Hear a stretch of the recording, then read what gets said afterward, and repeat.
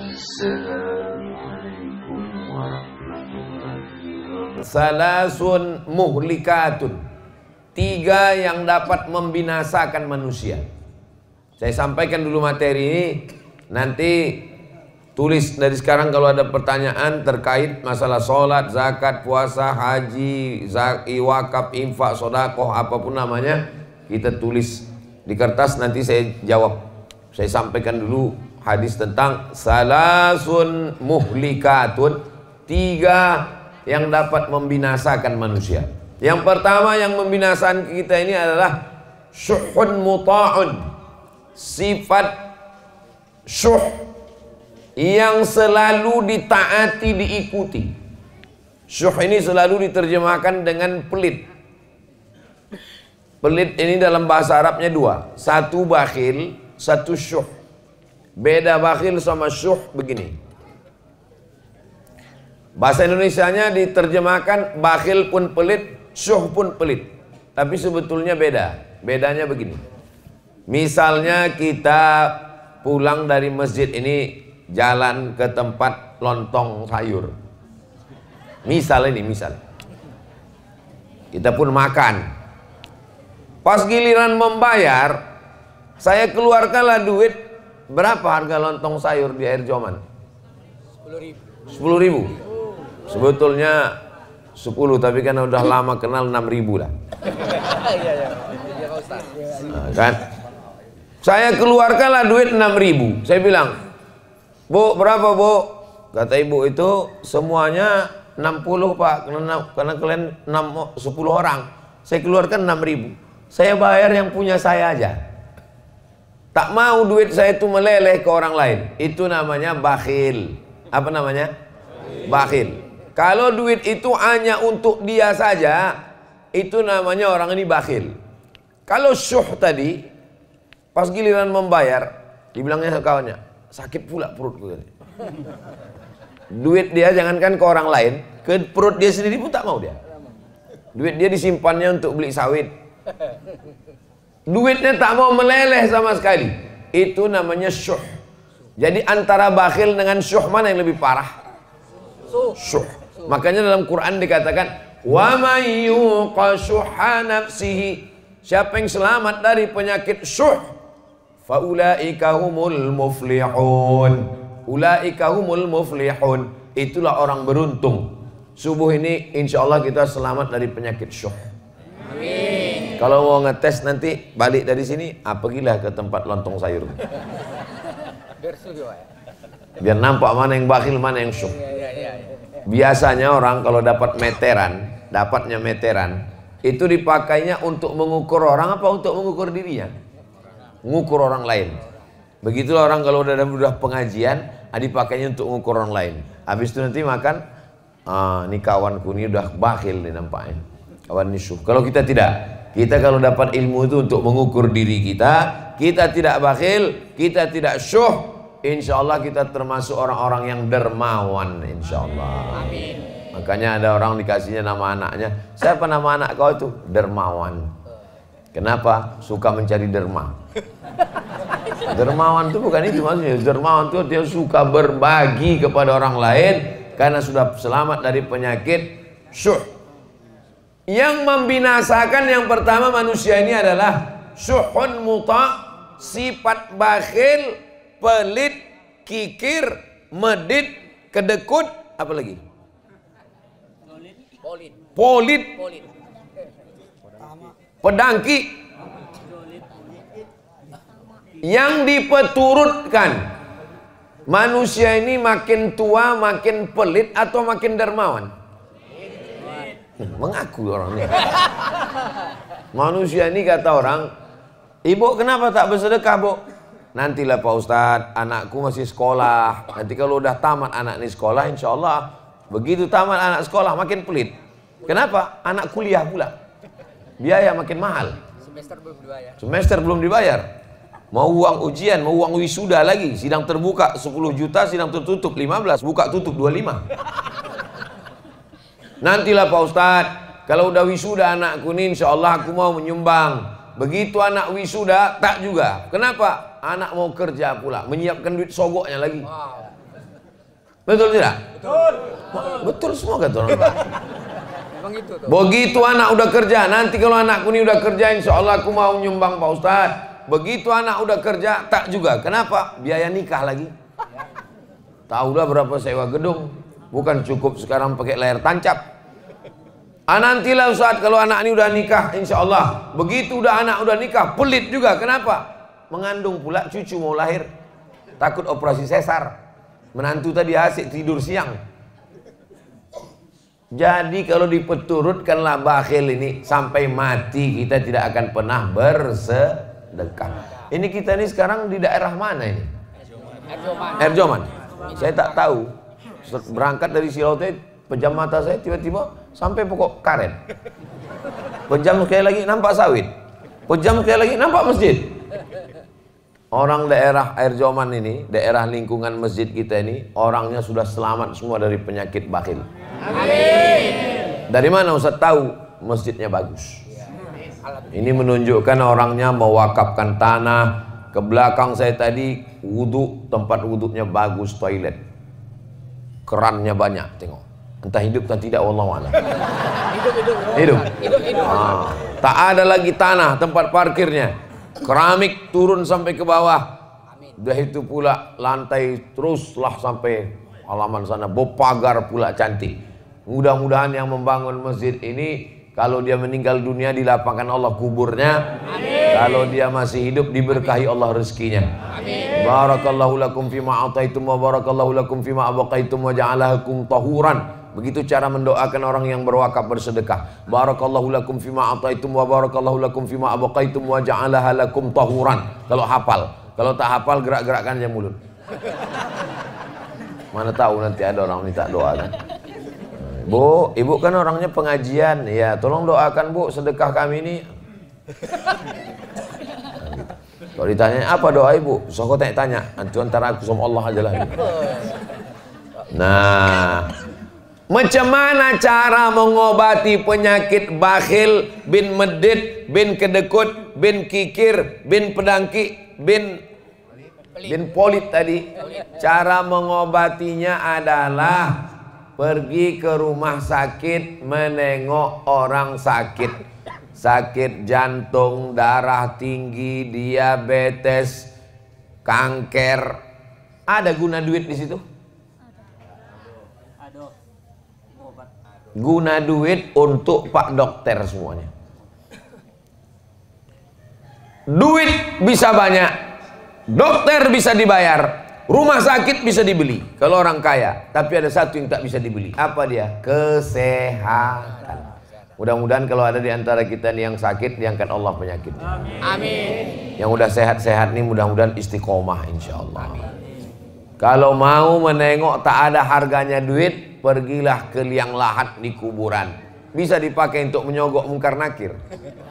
Bisa disogok untuk menyogok malaikat maut. Malaikat maut, tambahlah umurku, ku kasih 3 miliar. Bisa? Innama amruhu idza arada syai'an ayyakula lahu kun fayakun. Mati. Mimda tema taya bawati. Modar. Bapak Ibu yang dimuliakan Allah Subhanahu wa taala. Inilah dia yang disebut dengan bakhil, pelit, syuh yang diperturutkan tadi. Kalau diperturutkan bakhil ini memang orang tidak akan pernah mau berzakat. Siapa yang penghasilannya 1 tahun 85 gram emas, maka zakatnya 2,5%. 85 gram emas itu berapa tuh Pak Ustadz? 1 gram emas 1 juta. Sebetulnya udah naik 1.200.000, tapi karena kita udah lama kenal 1 juta aja lah. Tak apalah banyak kali. 85 gram kali 1 juta berarti 85 juta. Siapa di antara bapak ibu ini yang penghasilannya 85 juta di total setahun, maka keluar zakatnya 2,5%. Kalau ditengok dari gayanya orang ini penghasilannya seminim-minimnya 100 juta ini. Amin. Dari bunyi mengaminkannya aja pun tak yakin. Amin. Amin Pak Ustadz. Orang yang takut nyebut amin itu dua kemungkinan. Pertama, karena takut ragu. Yang kedua, takut dicatat Bawaslu. Saya pun hati-hati juga ceramah ini sekarang. Udah diawasi Bawaslu, tak boleh. Ustaz jangan sebut partai, tak ada aku sebut partai. Ustaz jangan sebut nomor, tak ada aku sebut nomor. Ustaz jangan sebut capres, tak ada aku sebut. Ustaz tak boleh sebut nama, tak ada sebut. Cuman ku bilang, yang tidur di rumahku kemarin, itu pun kena tegur juga. Tak boleh sebut-sebut calon presiden yang tidur di rumah Ustaz. Tahu yang tidur di rumahku kemarin? Tahu. Tak boleh sebut itu. Yang kalian sebut lagi. Kalau mau sebut tak boleh bersuara. Payah kali ceramah sekarang. Lama-lama nanti keluar peraturan ceramah mesti pakai isyarat.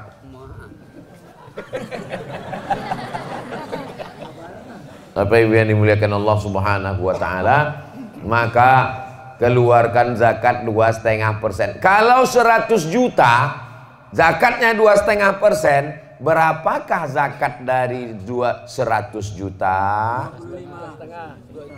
2,5 juta.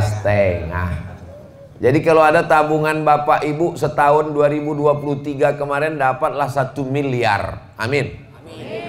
Berapalah zakatnya? 2.500.000 kalau 100 juta. Kalau 1 miliar 25 juta. Ada orang dibayarnya lah zakatnya 100 juta. Ustadz, saya bayar zakat saya 100 juta. Kalau 100 juta zakat dia, berarti pendapatannya tahun itu, memang kalau belum sarapan nih Pak yang ngitung-ngitung memang. Kalau tuan pergi ke Medan, hati-hati digigit belatung. Kalau awak belum sarapan, memang payah menghitung-hitung. Kalau ada orang membayar zakat 100 juta, itu berarti duitnya 4 miliar. Bapak berapa bayar zakatnya Pak? Aku bayar zakat 100 juta Pak Ustadz. Oh, berarti duit Bapak 4 miliar. Enggak, duitku cuma 400 juta. Loh, kenapa duit Bapak 400 juta Bapak keluarkan 100 juta? Bapak keluarkan 100, berarti Bapak salah hitung. Saya tak salah hitung Pak Ustadz. Kenapa Bapak keluarkan 100? Aku mau memancing rezekiku. Ada jenis manusia macam, cuman manusia yang macam gini tak banyak. Udah hampir-hampir punah lah. Perlu dibudidayakan. Jauh berjalan banyak ditengok, lama hidup banyak dirasa. Lain padang, lain belalang, lain lubuk, lain ikannya. Banyaklah saya jumpa manusia yang unik-unik macam ini. Tapi tak banyak kali. Cara dia untuk menjolok rezeki itu adalah dibanyakkannya zakatnya, biar supaya diturunkan Allah. Dan memang manjur rupanya. Jangan berhitung-hitung sama Allah. Ini banyak orang ini berhitung-hitung sama Allah. Kau kalau berhitung-hitung sama Allah, nanti Allah berhitung-hitung pula sama kau. Dikasihnya napas setengah. Baru tahu, tak sampai ke ujung. Bayar pajak lagi Ustaz. Belum bayar pajak lagi. Bayar pajak bukan main takutnya sama petugas pajak. Kalau bayar zakat tak ada takut sama sekali. Kita semua akan mati menghadap Allah Subhanahu wa ta'ala. Inilah yang pertama, syuhud muta'. Yang kedua, hawa muttaba', memperturutkan hawa nafsu. Semua hawa nafsu kalau diperturutkan binasa. Makan. Dalam Islam boleh makan? Boleh. Tapi ada yang boleh dimakan, ada yang tak boleh dimakan. Jangan semua yang kaki 4 dimakan. Jangan semua yang merayap pun dimakan. Kereta api pun dimakan. Ada yang boleh dimakan, ada yang tidak. Ada yang halal, ada yang haram. Maka Ustadz, kalau memang Allah itu maha baik, kenapa diciptakannya anjing? Kenapa diciptakannya babi? Itu untuk menguji kita ikut Allah atau tidak. Kalau memang Allah itu baik, kenapa diciptakannya setan? Allah menguji kita, apakah kita ini memperturutkan hawa nafsu atau tidak. Masalah makan, kulu, makanlah min thayyibat, makanlah yang baik-baik saja. Minumlah yang baik. Boleh minum tua? Tak boleh. Boleh minum aren? Boleh. Kenapa? Ini memilah dan memilih. Nikah, silakanlah nikah. Yang dinikahi yang baik-baik saja. At-thayyibuna lit-thayyibat, memperturutkan hawa nafsu. Itulah mengapa kita disuruh mengenal hawa nafsu. Macam mana cara mengenal hawa nafsu? Disuruh berpuasa besok hari Senin. Siapa yang puasa besok hari Senin, mengqadha puasanya yang tinggal kemarin Ramadan, sekarang sudah masuk bulan Rajab. Ramadan kemarin belum diganti. Ini sudah mau masuk Ramadan lagi, Rajab Syaban. Gantinya hari Senin, dapat 3. Qadha dapat, puasa Senin dapat, puasa Rajab dapat. Tapi niatnya cuma satu saja. Niatnya puasa qadha. Ibu-ibu yang tinggal kemarin 7 hari, qadha. Selalu saya Ustadz Somad nih kalau ceramah yang diingatkannya puasa ibu-ibu aja. Ibu memang tinggal 7, rupanya lakinya 17 hari tinggal. Faman kana minkum maridhan, siapa yang kemarin sakit, au ala safarin musafir, fa iddatum min ayyamin ukhar, diganti di hari yang lain. Itulah yang kemarin musafir. Ustaz kemarin ada musafir? Ada. Berapa jarak musafirnya? Jarak qashar sholat 89 km. Dari Air Joman ke Medan itu 180 km. Kalau tak percaya hitung sendiri. Bisa qashar? Bisa, lewat 89 km. Asal bisa qashar, boleh tak puasa. Sampai di kereta api, makannya sate, dimakannya kerang, dimakannya udang. Datang orang, kau Islam, kenapa kau tak puasa? Faman kana minkum maridhan aw ala safarin fa iddatum min ayyamin ukhra. Ada bapak-bapak, badannya tegap berotot, kumis melintang. Berbisik bertanya ke saya, Ustaz, apa hukumnya tak puasa? Kenapa bapak tak puasa? Badan bapak sehat. Buah pinggangku udah dicabut dokter 1. Tak bisa aku tak puasa Pak Ustadz, tak boleh kerja berat, tak boleh tak masuk energi ke badan, aku mesti puasa. Maka kalau bapak tak bisa puasa, diganti di hari yang lain. Tapi di hari yang lain saya tak bisa puasa Pak Ustadz. Ramadan tak bisa, Syawal tak bisa, Zulqa'dah tak bisa, sampai mati tak bisa. Maka dibayarkan fidyah. Apa pula fitrah? Dibayarkan fidyah. 1 hari porsi makan 3 kali. Makan pagi, makan siang, makan malam. Lontong pagi 10, makan siang 15, makan malam 15, 15, 10, 40. Jangan hitung-hitung sama Allah, hitung juga lah cendolnya, cuci mulutnya, buahnya, paketkan 50. Berarti yang tak bisa puasa sebulan, berarti 50, 50, 50, 500, 1,5 juta. Hawa muttaba. Tapi kalau orang memperturutkan hawa nafsu, disuruh kita puasa untuk mengenal hawa nafsu. Jam 2 siang, mau orang kaya, mau orang miskin, mau diplomat, mau pejabat, kalau udah jam siang mukanya pucat, lapar, haus, mau mengamuk aja bawaannya. Betul?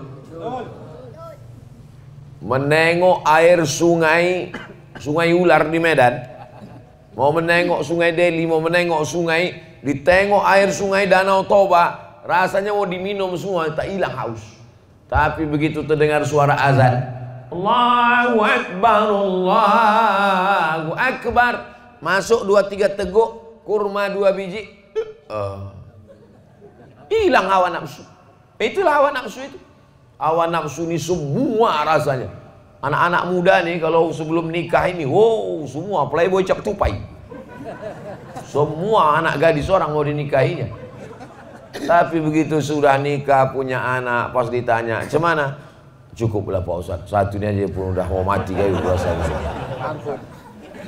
Begitulah hawa nafsu ini. Maka yang paling bahaya ini adalah memperturutkan hawa. Kira-kira kalau manusia ini dikasih duit 1 ton emas, cukup apa tak cukup? Lau kana li bani Adam wadiyan min zahab, seandainya manusia ini punya 1 lembah dari emas, ini bukit, di tengah ini ada lembah, isinya emas semua.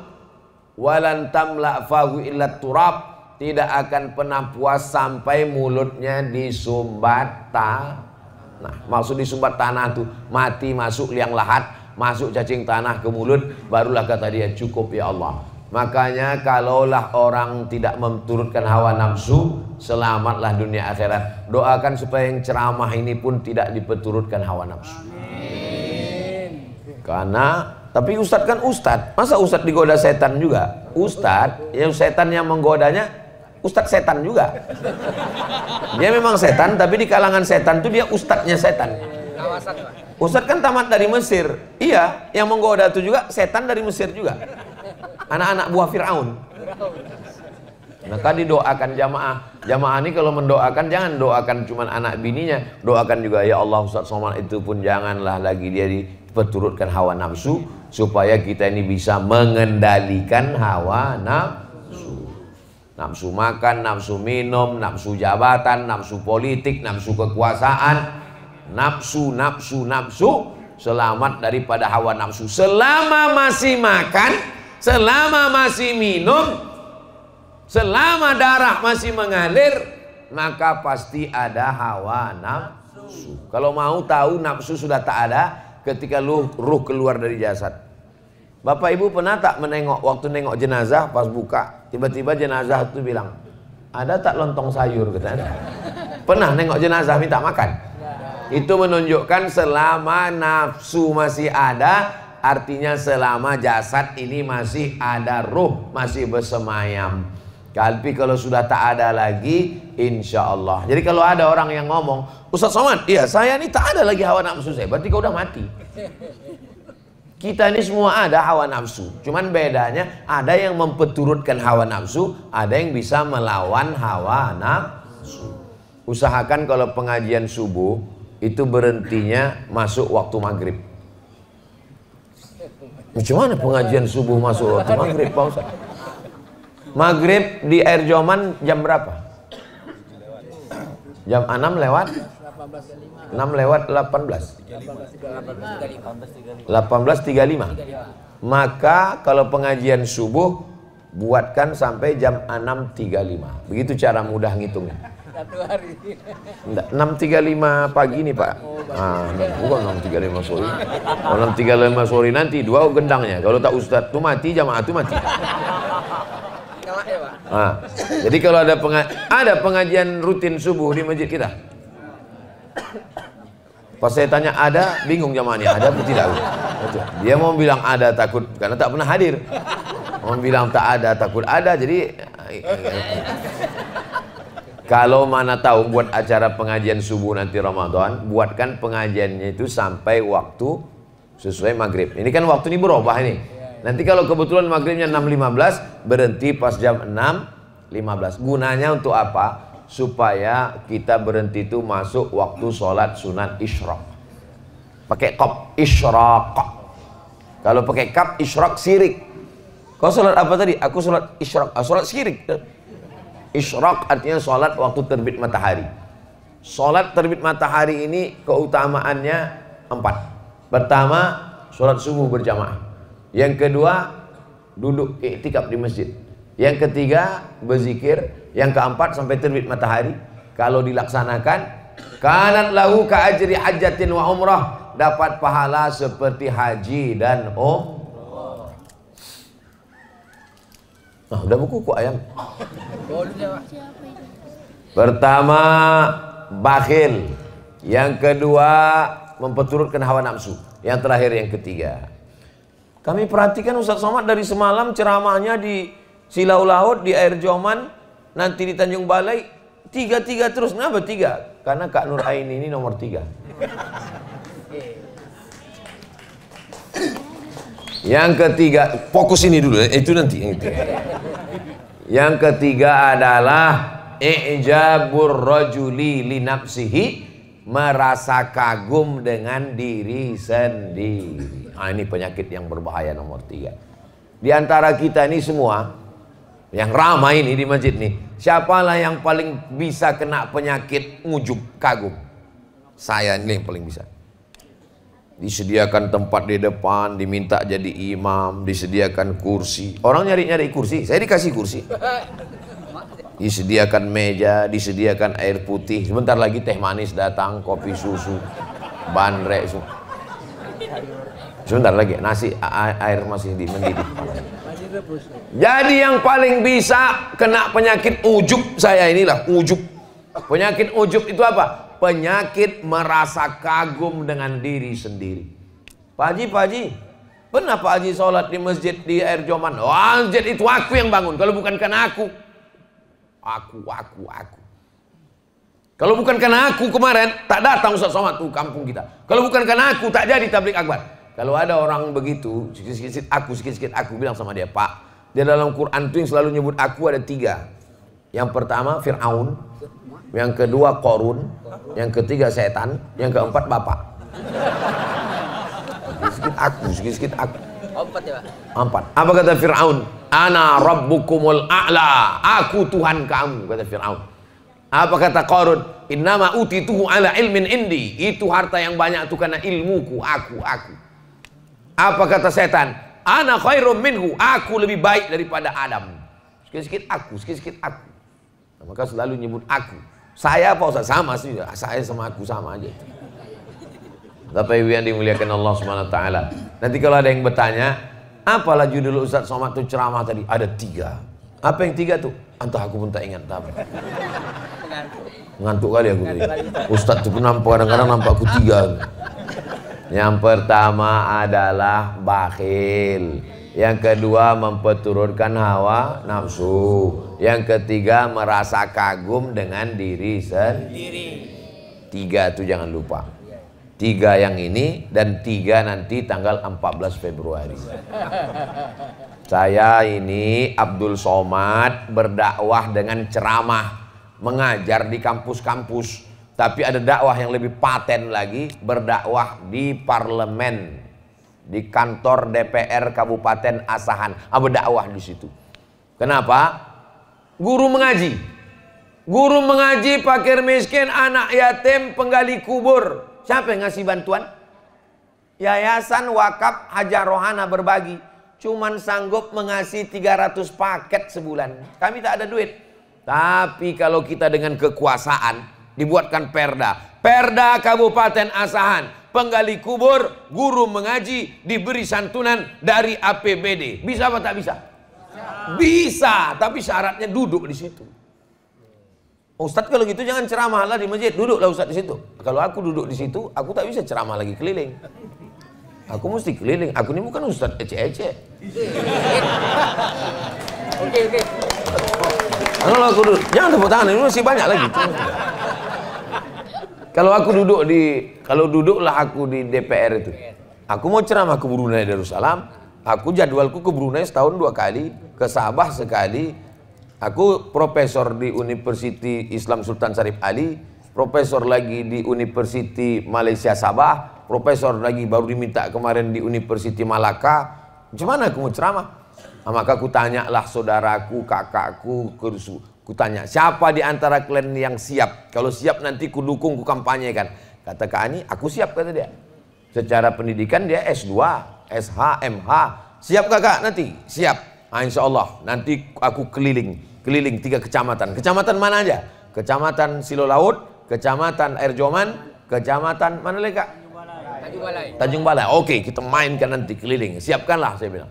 Inilah saya datang nih keliling. Kira-kira jamaah mau tak memilih yang saya pilih ini? Dari bunyinya macam tak mau. Kami memang tak ada duit. Karena ini berjihad kita ini. Nanti kalau datang sampai tanggal 14 nih orang yang ngambil duit, ambil duitnya, tapi milihnya tetap pilih Kak Nur Aini. Setuju? Cocok? Alhamdulillah. Saya, ini kan yang mau dipilih ini 5 ini. DPRD Asahan, DPRD Sumatera Utara, DPR RI, DPD, Presiden Wakil Presiden. Saya tidak semuanya ada 5-5 nih, tak ada. Yang ada cuman DPRD Asahan. Itulah Kak Nur Aini. Omak saya sama omak dia adik beradik kandung. Omak saya namanya Hajah Rohana, omak dia namanya Uwa Hajah Jareah. anak Siti Aminah. Siti Aminah nih anak Syekh Abdurrahman, Syekh Silau Laut. Mana tahu nanti ditanya orang, apa hubungan Bu Nur Aini itu sama Ustaz Somad? Omak dia dengan omak Ustaz Somad, omak-omak. Jadi saudara macam mana lah saya? Sepupu. Kata-katanya itu masih ada keluarga Syekh Silau. Iya masih, cemana? Entahlah. Syekh Abdurrahman itu Syekh Silau Laut itu punya anak namanya Siti Aminah. Siti Aminah itu punya anak namanya yang nomor 5 Hajah Jareah, nomor 10 Hajah Rohana. Nomor 10 tuh Mak Ustadz Somad, nomor 5 tuh Mak Bu Nur Aini ini. Bisa Bapak Ibu jelaskan kalau ditanya orang. Kalau bisa, kalau ingat. Kalau tak ingat, video ini kan ada diputar. Jadi direkam lagi. Nanti diputar lagi di channel Ustadz Abdul Somad Official. Subscribe, like, share, and comment. Yang DPRD provinsi saya tak ada calon. Yang DPR RI tak ada. Yang DPD, saya kemana-mana di Sumatera Utara ini, itu ada ketua tim UAS namanya, yang menunjuk, yang mensurvei, menengok hotel, menengok, mencicipi makanan. Kalau ada racun situ dia mati duluan. Ada. Namanya tim Ustadz Abdul Somad. Namanya Bang Darwis. Mana tim Ustadz Abdul Somad? Bang Darwis. Berdiri dulu Bang Darwis biar nampak jamaah nih. Inilah ketua tim Ustadz Abdul Somad. Bang Darwis, Halomoan, Harahap, Halak Ita Sasudena.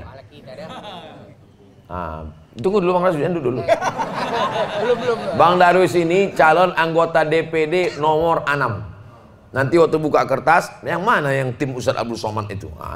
Kalau pergi ke pasar Keramat, jangan lupa membeli kain. Kalau ada kakak dan tim Ustadz Abdul Somad, jangan pilih yang lain. Ini dia orang. Ingat, yang tepuk tangannya ya cucu nanti. Tepuk tangan kan main semangat. Bang cucunya yang lain. Kalau tak boleh nanti tangkap Bawaslu. Pokoknya yang mana tidur di rumah saya kemarin tuh itu. Itulah cuman. Duduk Bang Darwis. Bapak Ibu yang dimuliakan Allah Subhanahu wa taala, kita jawab beberapa pertanyaan ini. Jangan kemana-mana, kita lanjutkan setelah yang satu ini. Ya kalau di TV begitu. Kok ditengok dari tebalnya pertanyaan ini, azan-azan asar lah baru selesai. Cuman jamaah, siap? Siap. Wah, luar biasa air zamannya. Bagaimana cara mendidik anak yang nakal, susah disuruh sholat?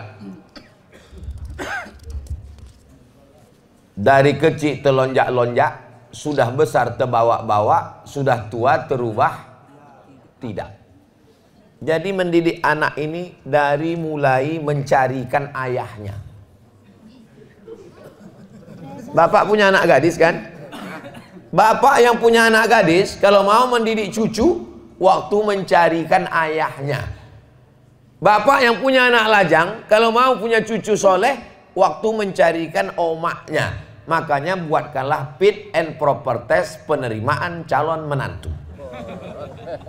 Khusus untuk masyarakat Air Joman, ketua tim seleksi, serahkan nanti ke Bang Darwis, dia ikuti.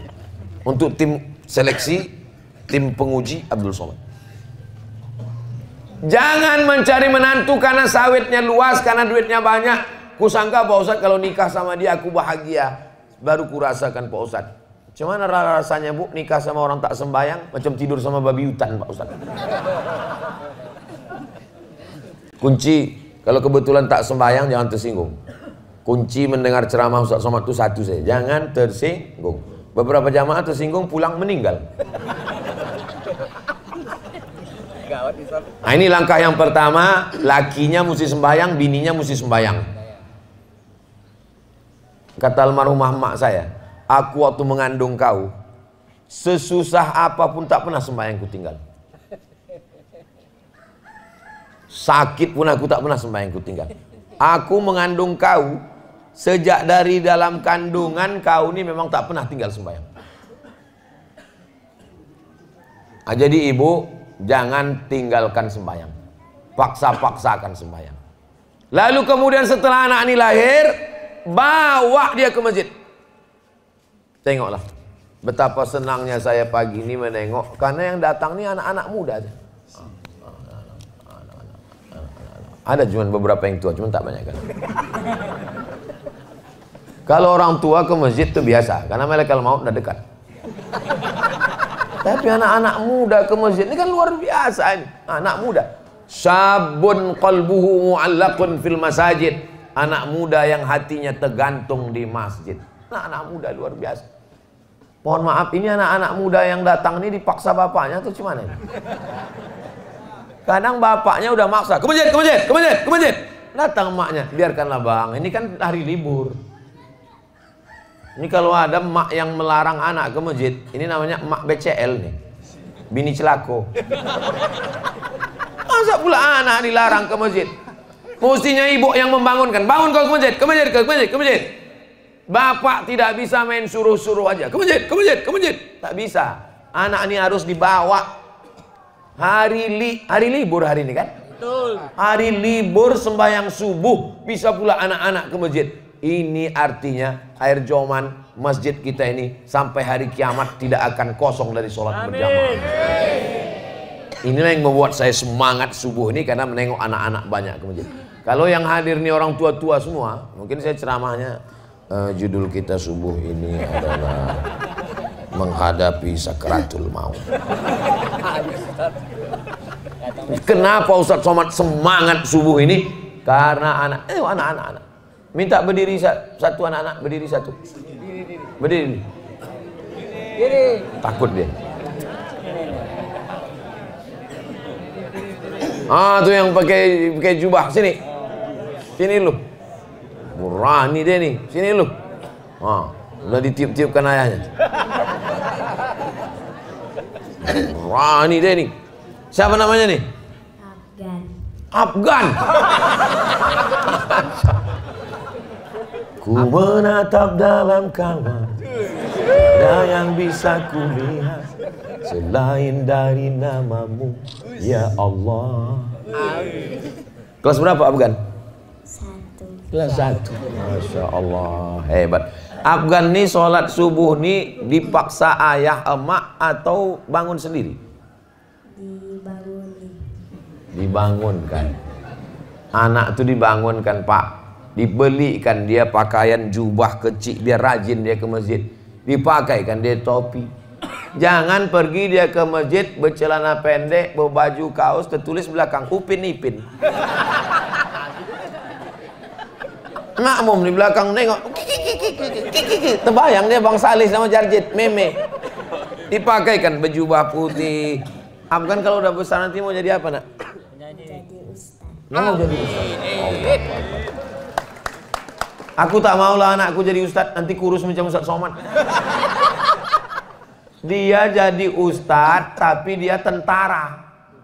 Ustadznya tamat pesantren dia ikut, dia tes tentara. Dia ustaz, tapi jadi polisi. Selama ini masjid tak ada yang datang ramai. Kenapa? Karena yang azan zaman ayah kita dulu. Hayya 'alas shalah. Tapi begitu Afgan pulang kampung nanti, semua kapolsek datang. Kenapa? Rupanya yang pulang itu adalah Kapolda Riau Afgan.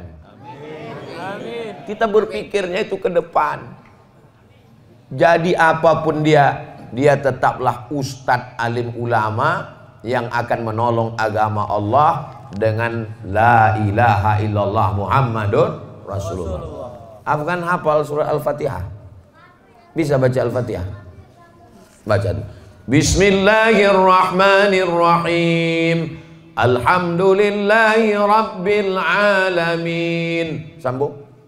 Ar-Rahmanir-Rahim. Maliki yaumiddin. Iyyaka na'budu wa iyyaka nasta'in. Ihdinas siratal mustaqim. Siratal ladzina an'amta 'alaihim ghairil maghdubi 'alaihim waladdallin. Amin. Hebat atau hebat? Pandai betul apa nih?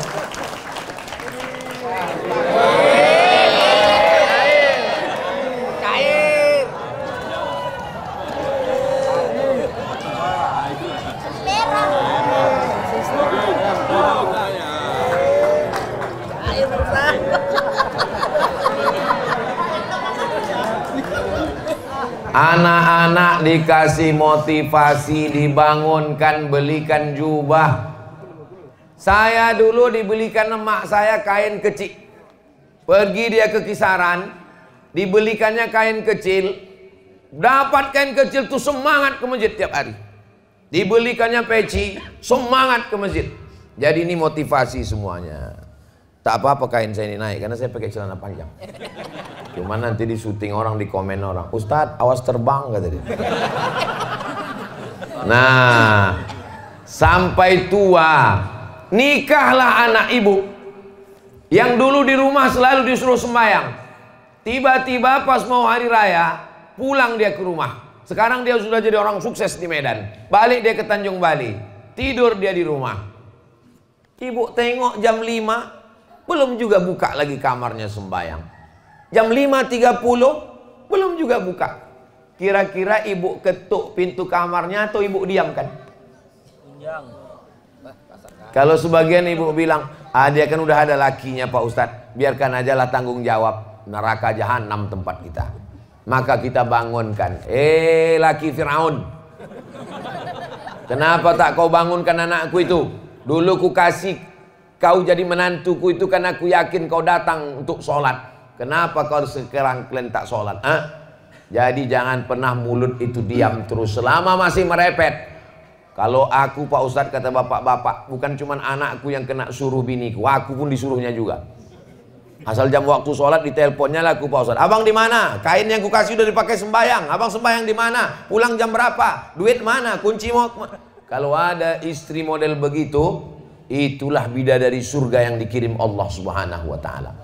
Kalau ada istri baik bertanya tentang sholat begini, sebelum mati jangan dikubur. Kadang banyak orang risih, aku kan udah dewasa, apa pula kau suruh-suruh aku? Kau bukan emakku. Istri itu ingin bapak masuk surga sama dia, masuk surga Jannatul Firdaus. Ibu masih siap merepet? Siap-siap kalian. Gimana hukumnya kita melaksanakan kurban untuk orang yang sudah meninggal dunia? Nabi memotong kurban, kata Nabi gini, Allahumma haza an Muhammad wa ali Muhammad. Kupotong kurban ini untuk Muhammad dan untuk keluarga Muhammad. Waktu itu Khadijah sudah meninggal. Saya ulang sekali lagi, Nabi memotong kurban, kupotong kurban ini untuk Muhammad dan untuk keluarga Muhammad. Waktu itu Khadijah sudah meninggal. Pertanyaannya, sampaikah kurban untuk Khadijah?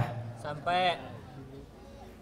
Itulah seenaknya kalau ceramah sama jamaah yang cerdas-cerdas. Cukup sebutkan dalil, tahu dia. Jadi kalau ditanya orang, boleh kurban untuk orang meninggal? Boleh. Mana dalilnya? Nabi berkurban untuk Khadijah, padahal Khadijah sudah meninggal. Diambilnya kambing satu lagi. Allahumma hadza'an Muhammad wa ummati Muhammad. Ini kupotong untuk umat Nabi Muhammad. Umat Nabi Muhammad waktu itu sudah banyak yang meninggal perang Badar, perang Uhud. Itu menunjukkan bahwa kurban untuk orang meninggal boleh.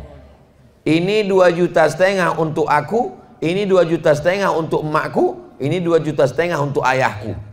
Bagus, itulah tanda bakti kita kepada orang tua. Ini untuk kurban aku, adapun untuk emak ayahku tak jadi karena aku takut sama biniku. Persatuan laki takut bini. Padahal yang menyekolahkanmu, yang membiayaimu, yang mengasihi kau makan orang tua, apa balasanmu untuk mereka? Maka ibu mestinya mengatakan ke bapak, bang, ini kurbankan untuk almarhumah ayah, almarhumah emakmu. Karena mereka jasanya kepada kau luar biasa. Untuk mereka 2,5 juta, untuk aku 25 juta. Setuju, Bu? 10 kali lipat. Diam. Diam itu artinya dalam hadis as-sukutu alamatur ridho. Diam tanda setuju. Kesimpulannya sampai apa tak sampai? Sampai. Ustaz, kalau sudah tak cocok lagi, melambatkan untuk melakukan. Kalau sudah tak cocok, ini main tak cocok aja nih. 5 langkahnya. Yang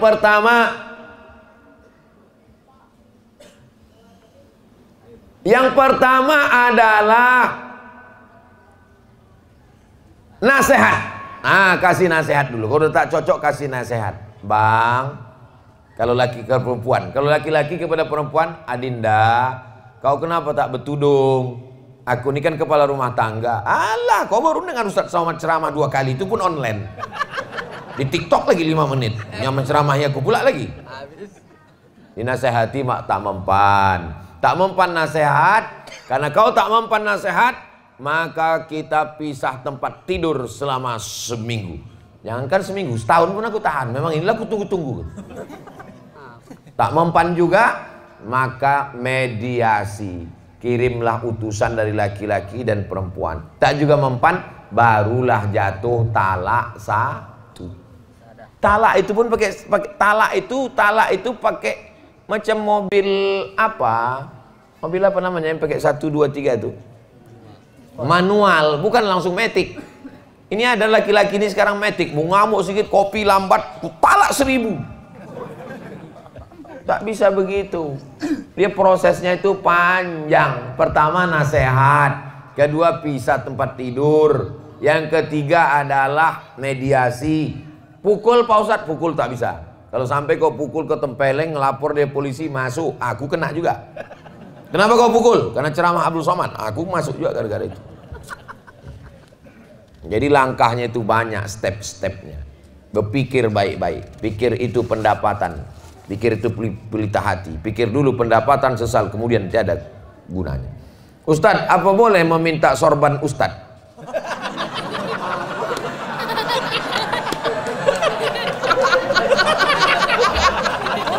Saya jadwal hari ini ada 3 lagi di Sungai Apung, di Tanjung Balai. Kalau ku kasih ini, aku ceramah nanti pakai apa?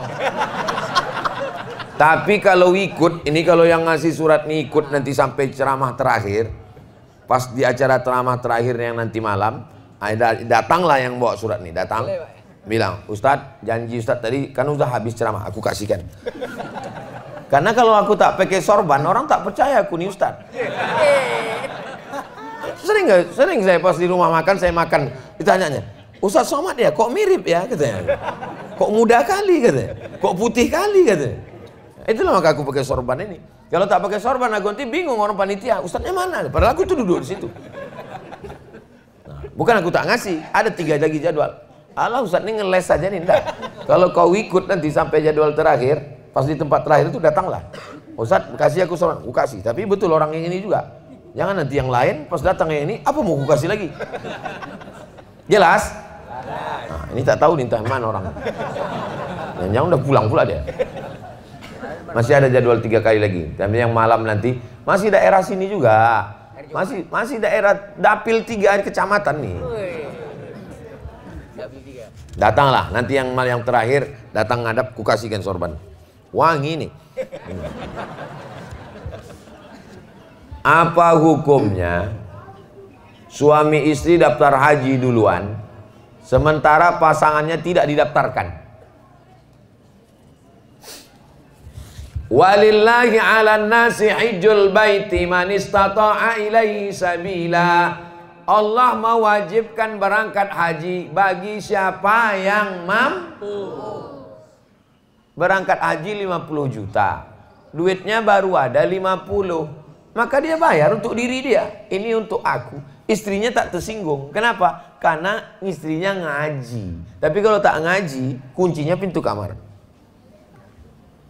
Abang tidur di mana, Dik? Ruang tamu aja. Kopi tak keluar, teh tak keluar, apa pun tak keluar. Gara-gara apa? Tak paham. Tapi kalau dia paham, restore-nya dirinya dulu. Mudah-mudahan bang dibukakan Allah pintu rezeki ya. Nanti kita daftar. Kalau mau daftarkan sekarang tidak mesti cash. Daftar dulu DP. Nah ini untuk kau untuk kita. Kebetulan suaminya tak kaya kali, istrinya yang kaya. Ya istri bayar dulu. Karena kewajiban haji ini bukan berdua. Kewajiban haji ini sendiri personal. Ibu jangan tersinggung kalau suaminya daftar. Suami juga jangan tersinggung kalau istrinya daftar. Karena berangkat haji ini kewajibannya adalah bagi yang mampu. Yang tak mampu tak wajib. Haji ini bukan jalan-jalan. Yang tak boleh itu suaminya jalan-jalan, bininya tak ikut jalan-jalan. Nah, itu baru boleh mengamuk. Ini haji ini ibadah. Nah, ini. Tapi kalau dia mau berangkat berdua, ditabungnya berangkat berdua bagus. Apalagi perempuan perlu pakai mahram. Jelas? Jelas. Jangan berkelahi gara-gara ini.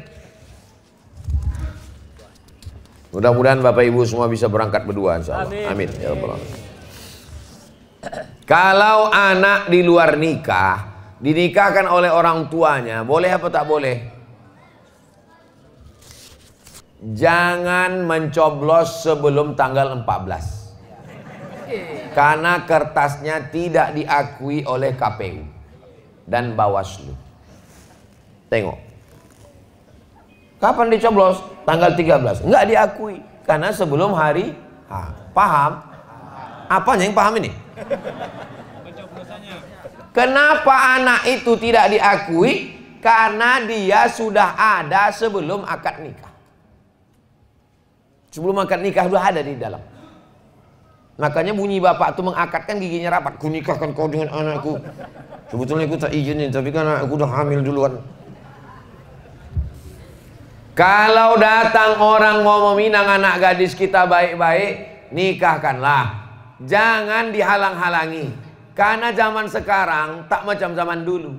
Zaman sekarang kalau kita halangi, janjian dia di DM-nya, berjumpa dia, habis selesai. Tanam pinang rapat-rapat supaya puyuh tak bisa lari. Didekat-dekatinya, akhirnya dibawanya lari. Mau bilang apa kita? Makanya kalau udah anak gadis, anak lajang, datang anak lajang tuh 2 kali, tanya dia. Pakai bahasa kita air joman lah. What do you want? Dudukkan dia, dudukkan. Aku ini jamaah masjid Nurul Ihsan. Kau datang kemari ini orang menengok, biji mata orang di Tanjung Balai ini nengok. Aku nih tokoh masyarakat di sini. Kalau yang lain-lain ini tokoh bangunan, tokoh aku spare part, aku yang tokoh masyarakat sini. Malu aku. Kau datang nih apa? Judul kita ini mau dibawa kemana hubungan ini? Kalau memang kau jantan, jangan cuma bawa mawar, bawalah mahar. Mantap. Oke. Begitu. Jangan diam aja. Ini datang anak lajang, disediakan pula teh. Kalian duduk sini ya.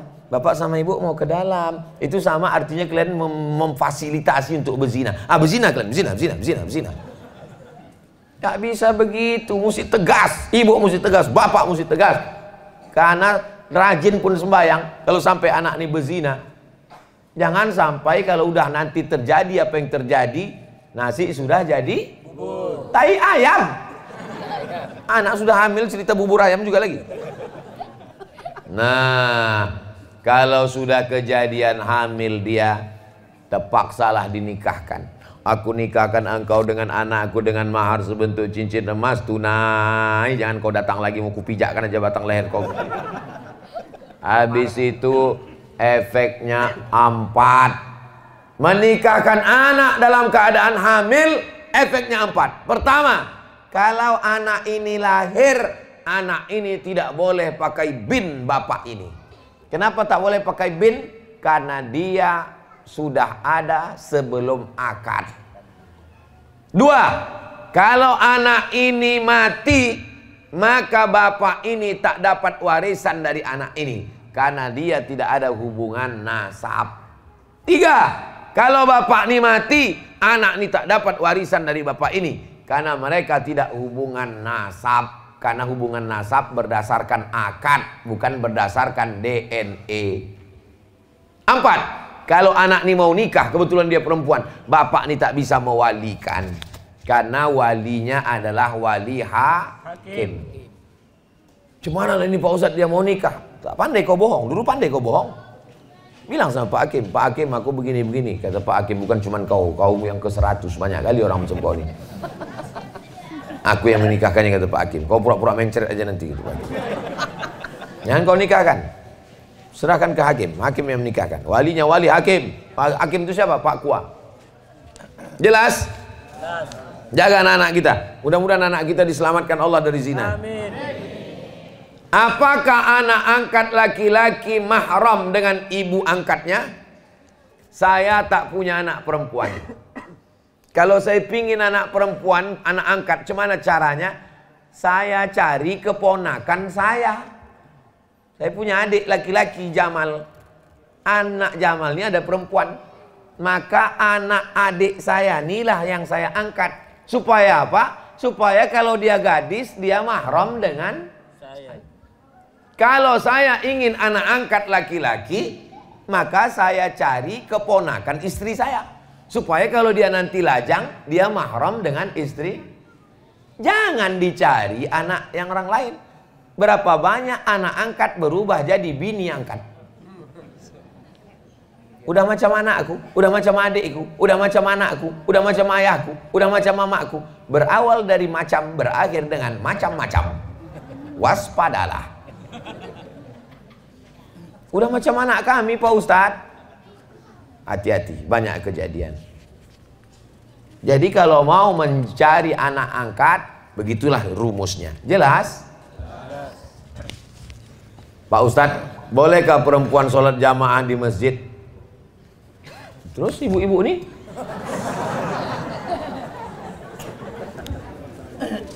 Kalau begitu berdosa lah semua oci-oci ini. Panjang umur, sehat badan, kita sampai ke Masjid Nabawi. Amin. Sampai di Masjid Nabawi, ini arah kiblat. Pintu sebelah kiri itu ada 3. Pintu yang pertama Babul Baqi. Kenapa disebut Babul Baqi? Karena pintu itu mengarah ke pemakaman Baqi. Di belakang Babul Baqi namanya Babu Jibril, karena itu pintu malaikat Jibril datang membawa wahyu. Di belakang Babu Jibril ada pintu Babun Nisa. Apa itu Nisa? Perempuan. Apakah mungkin pintunya ada, orangnya tak ada? Itu menunjukkan bahwa perempuan sholat di masjid. Tapi ada ustadz yang bilang perempuan tak boleh sholat di masjid. Hadisnya ada. Perempuan lebih baik sholat dalam pekarangan, lebih baik sholat dalam rumah, lebih baik sholat dalam kamar. Kapan itu? Ketika terjadi fitnah. Di Palestina tak boleh perempuan sholat di masjid, takut ditangkap tentara Israel. Di Air Joman ada tentara Israel. Itu orang yang berdiri itu rupanya Israel itu. Itu pejuang Palestina itu semua. Amin. Takbir. Allahu Akbar. Di Air Joman aman. Tapi kalau ke masjid tetap menjaga adab-adab. Jangan ke masjid pakai celana legging. Telekung diletakkan di tengkuk. Pakai legging. Banyak atuk-atuk masuk parit gara-gara itu. Jangan pakai minyak wangi yang terlalu menyengat. Dipakainya di pintu tuh, hilang ayat imam depan. Wala ana abidum ma'abattum wala antum. Hilang simpang lakum dinukum waliyadin. Saking harumnya. Tapi jangan pula sampai bau petai jengkol ketiak gara-gara sekedar menghilangkan bau saja. Karena kita ini kan angkat takbiratul ihram, kita tahan kawan pingsan. Jangan di masjid. Ada kawan saya ustadz di Riau, pulang dari masjid langsung saya diteleponnya. Mat, kata dia, iya bang, patutlah perempuan itu tak boleh ke masjid. Kenapa? Aku tadi hampir pingsan di masjid. Kenapa gitu bang? Aku masuk ke masjid, tirai itu tinggi. Tiba-tiba aku masuk, terdengarku suara kiki. Kalau di masjid janganlah ketawa cekikikan. Kalaupun lucu kali ketawa, tapi jangan bersuara.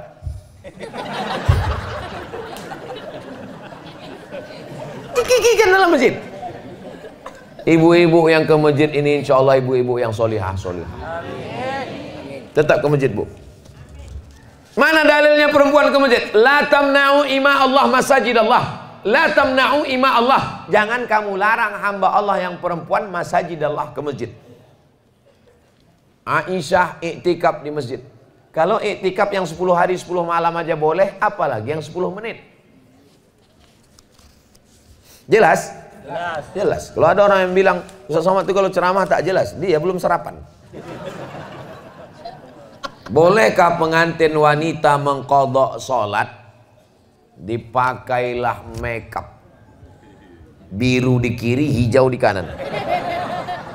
Pakai.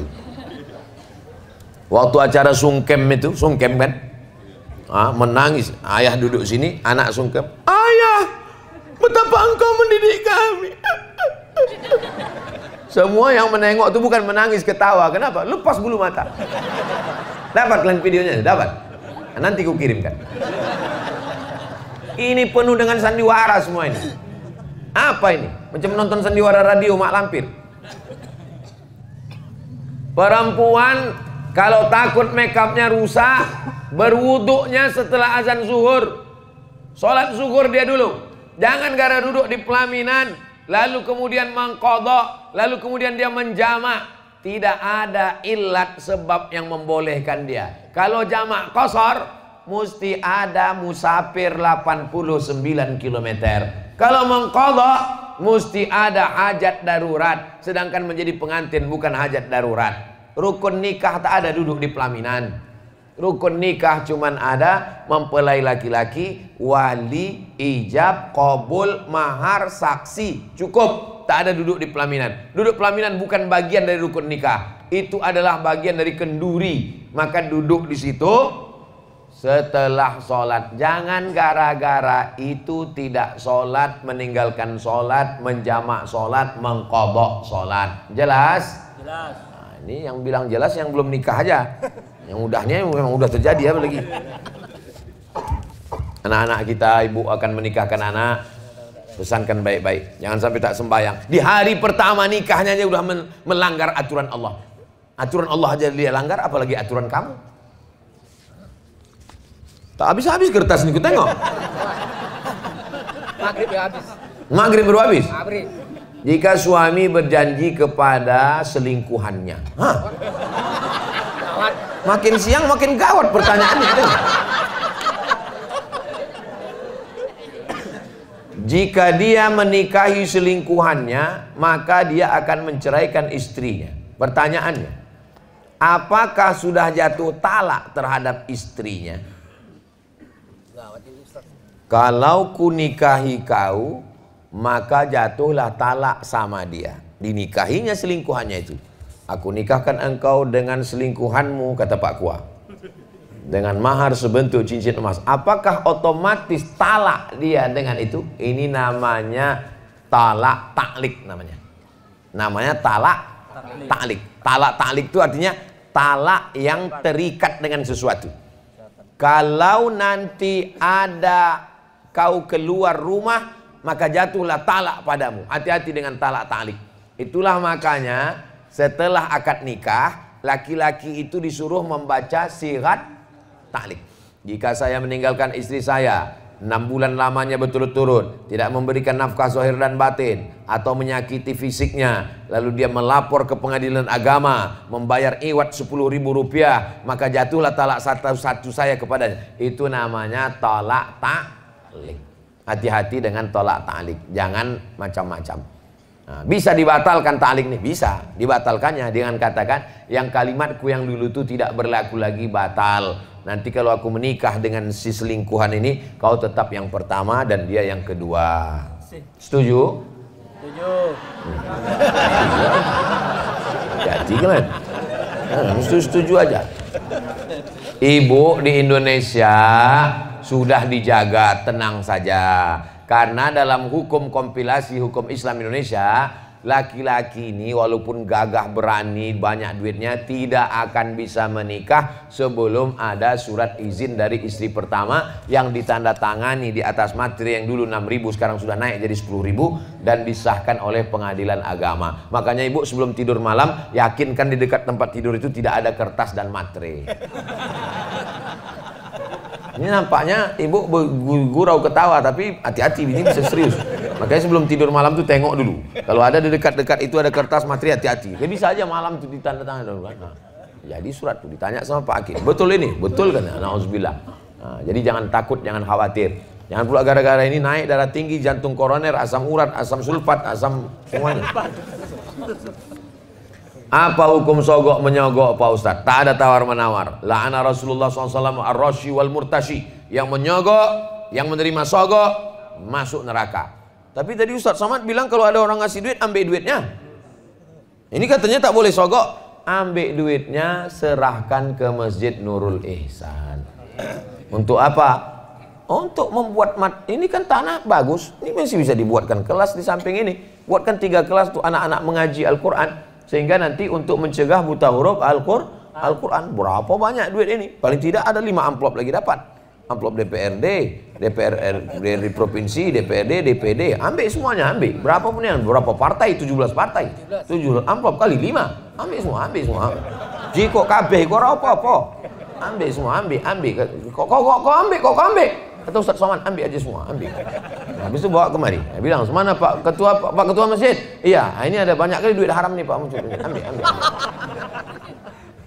Orang air Joman ini cerdas-cerdas, berduit. Mana mempan main sogok. Sini kalau ada orang bawa duit 100.000, 500.000 tak laku, puih, upil. Tapi kok 5 juta tak tahu juga lah. Cibuk juga. Ojo ciciku. Oh, jadi. Transfer aja. Podo ya Pak ya. Insyaallah podo kabeh jamaah iki istiqomah mlebu nang surga. Amin. Banyak juga orang Jawa. 90% Pak. 90? Iya. Masya Allah. Allah memudahkan hambanya apabila seorang hamba sedang dalam perjalanan. Jadi Ustadz, apabila kita melakukan sholat jamak dan qashar di luar wilayah, dimaksudkan wilayah, bagaimana? Ada yang berpendapat wilayah itu di luar tempat lahir. Saya lahir di Silau. Jadi selama saya di Silau tak bolehlah jamak. Ini fikih dari mana ini?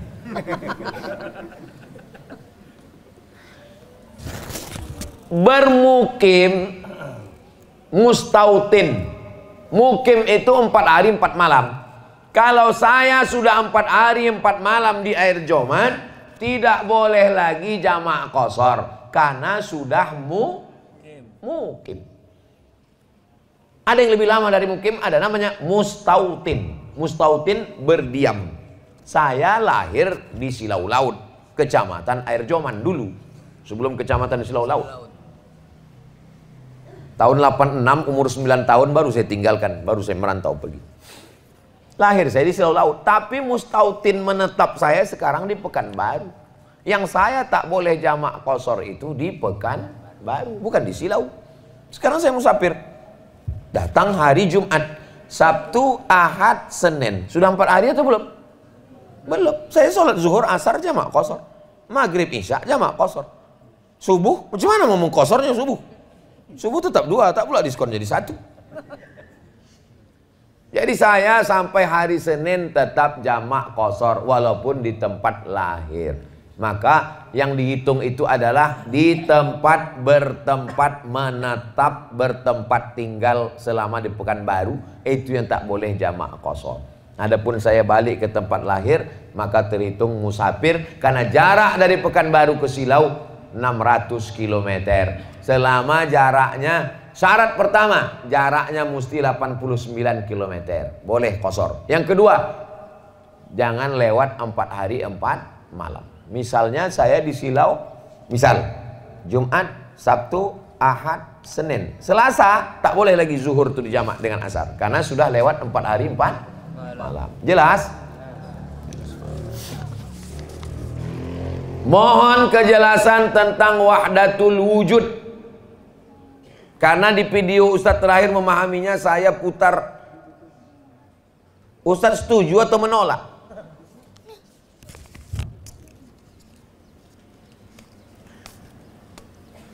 Ada Abdul Somad. Abdul Somad ini ada apa tak ada? Ada. Adanya Abdul Somad itu artinya wujud. Ada air. Air ini ada apa tak ada? Ada. Berarti air juga wujud. Ada pokok kayu. Pokok kayu itu ada apa tak ada? Ada. Pokok kayu juga ada. Kalau begitu ada 3 yang ada. Ada Abdul Somad, ada air, ada pokok kayu. Apakah wujudnya satu? Tidak. Wujudnya 3. Ada pokok kayu, ada air, ada Abdul Somad. Sedangkan yang wahdatul wujud ini kata dia tak ada. Yang ada cuma satu, Tuhan. Abdul Somad dari Tuhan, air pun dari Tuhan, pokok kayu pun dari Tuhan. Maka wahdatu, satu, wujud. Ujung-ujungnya nanti orang yang berpaham wahdatul wujud ini tak lagi sembahyang.